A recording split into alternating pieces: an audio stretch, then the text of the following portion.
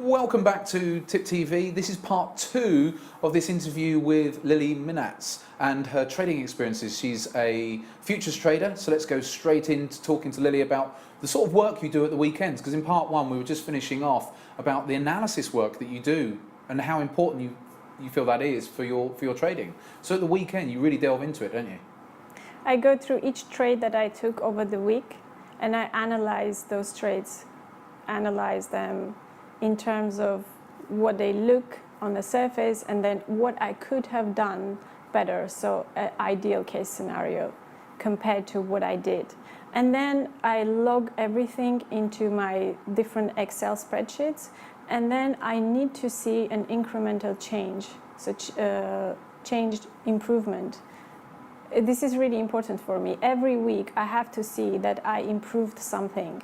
And normally I take something from that analysis, one thing or two things, and then I try to implement that the next week, some weaker points or maybe strengths that I need to push even further. So for example, if let's say I did run few trades, but I could have run them a lot more, then I will then focus on that next week and see if I have done any change, any improvement, any incremental change from week to week. I have to see that. So when you do all this analysis, I think it's great that you record your trades. What software do you use for recording? Camtasia. You use Camtasia, do you? Right, yes. Okay. Yeah. So you use that. So you create a log of all your trades. Yeah. So you must be analysing most of the weekend.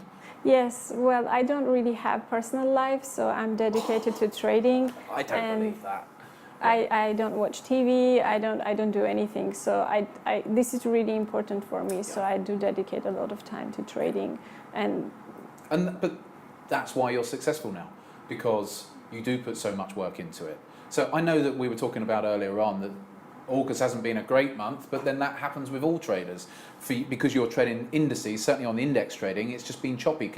Let's talk a little bit about the trading that you do. I know we covered this off back in February of this year, but you basically use the order book in simplistic terms, and you're looking at the order flow. So as prices coming up to resistance levels, you're looking to see if new bids are coming in and whether to go with it or whether to stand back. Absolutely. And it has been choppy. I suppose that's what people mean, the summertime chop, in terms of no continuation to the moves.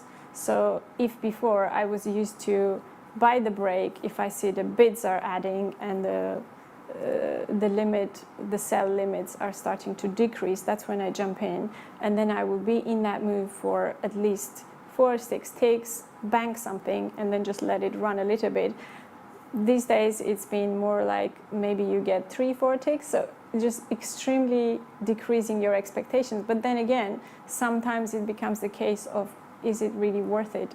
Is there enough reward in this trade that I'm taking? So like I said, a lot of the best days were the days when I just did nothing and just went into the markets that were moving, because one of my rules, which comes back and forth, sometimes I forget about it, is that only trade what is moving. So when it's a period of all the markets are moving, I tend to forget that. But then it suddenly becomes really important when the market starts to slow down and slow down and slow down. There's no continuation to any trends.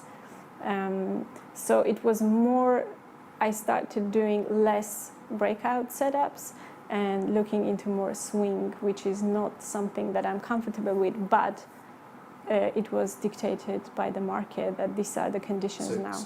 So because comfort is so important to you, you have a certain style which you're comfortable with, but because the market conditions aren't conducive to that at the moment, because even when you're seeing these bids coming in, it might, like you're saying, it's moving maybe not even 4 to 6 ticks. Now, just so the viewers know, 4 to 6 ticks is about 1 to 1.5 S&P points. It's nothing, but it's enough in the futures market for a lot of futures traders to be making some money out of that. But if it's just breaking out, then literally just collapsing back over, even though the orders are there. So again, it comes down to, it doesn't matter what your style is, there's no right or wrong style out there. Any one particular style will do really well in certain conditions and won't do so well in other conditions. But you're now having to take yourself out of your comfort zone a little bit to then go to swing trading, because you like control, being mathematically minded as you are.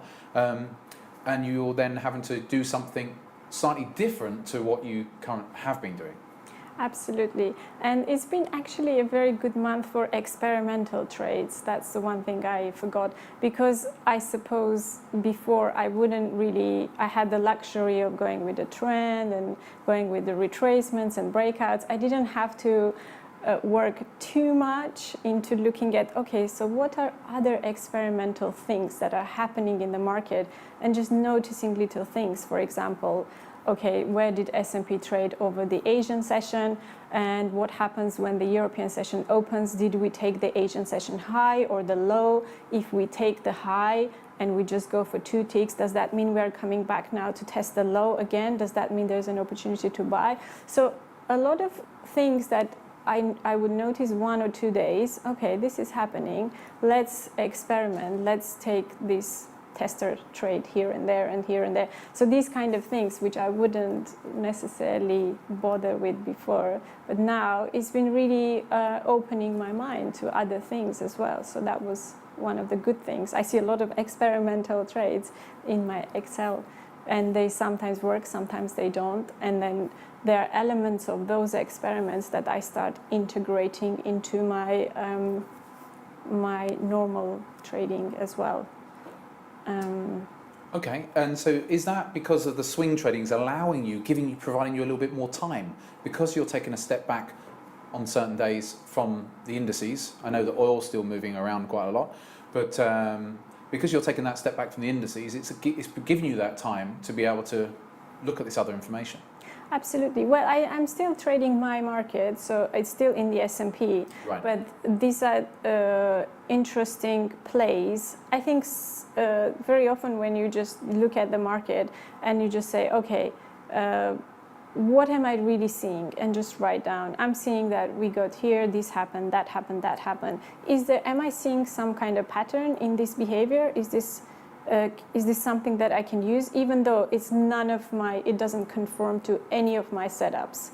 But is this maybe a beginning of a new setup? Is there something that I can exploit, basically, that is happening because I'm just sat here watching this market? Might as well see if I can find different ways. So I keep coming back to this constant evolvement. You're constantly evolving, you're constantly looking at new things. What advice would you give to any traders out there who are saying, well, no, I trade using X, Y, and Z method, and I've been making money for the last 2 months. I'm comfortable with this. What advice would you give, or what would you say to them based on that? In my experience, nothing works forever, and markets are always changing. Once you start getting used to breakouts, they stop working. Get used to trend trading or counter trend trading, things are changing. And I think it's the most valuable thing for me has been recognizing the change early on and not being stubborn. Just being more cautious, maybe decreasing size, and preparing it and taking it as an opportunity, really, because it's an opportunity. Sometimes you just get so comfortable in something, oh, this thing is working, and just not willing to let go of it because it's been so lazy, comfortable, this is just working nicely. And it's just this, it's almost like there is a little bit of anger. It's like, why this was working, why it's not working, and just starting to force it. But instead, taking that as an opportunity to maybe something even better is starting to emerge, or something, because I am growing as a trader and I'm growing with the market. And I think there was this nice analogy in a book saying, let the market lead. It's like a dance. Maybe it's easier for me, I'm a woman. Let the market lead you, and you just follow the market. Try to understand what it's doing and just follow it, and not get hung up with something. It's okay if it's working, but just be aware that it will stop working. You have to be quite philosophical to be a trader, and you have to be willing to adapt. You have to be willing to accept that whatever may have been working in the past may not be currently working, and looking for that that constant improvement within yourself. If you're too static, you'll die, so to speak. The markets are evolving, you as a trader. So effectively, as always, it comes back to the individual, doesn't it? I suppose. Not yeah. necessarily the strategy. Strategies are important, but it comes down to the individual trader. I think strategy is something that is, like we were talking, when I was explaining my strategy, a friend of mine who is also trading, he said, well, you're describing RSI. Yeah. So he is trading something different, using completely different indicators, and what I was describing about order flow or market profile, he thought that I'm describing his indicators. So it's nothing to do with the strategy. That is my firm belief, that it has nothing to do with, but it has everything to do with, if I believe in something, I'm going to stick with it. And if I don't, then I'm going to flicker and just jump from one thing to another. It's nothing to do with the strategy, it's everything to do with the individual. And if the individual's comfortable in what they're doing, they're probably going to be making money. Yes. And patience, again, is, I always talk about patience. Patience is a really important thing, and being patient with yourself as well, because it's one thing to just know these are the things that I should be doing. I know a lot of people say we have a discipline issue, right? A lot of traders have discipline issue, but it's also being optimistic, super optimistic, to just rejoice in small incremental improvements, and just understand that there are a lot of habit patterns that we have been doing automatically for 20, 30 years. It's not going to change in 1 second. Just because you know the right thing doesn't mean you can just apply it straight away. But just patiently watching that incremental improvement. Marginal gains. It's just like the Olympic Games at the moment. If you look at the British Olympic cycling team, they're all about those small marginal gains. And if they can get those, they know that it adds up ultimately to a lot. Lily, we're out of time already. We've overrun. Thanks ever so much again for coming on Tip TV. I wanted you in before you went off on your travels around the world, trading, the travelling trader, we'll call you from now on. Yes. So hopefully you can come back at some point next year when you're next back in the UK. Thanks ever so much for coming on Tip TV. Absolutely, my pleasure. My name's Charlie Burton. Trade safely out there.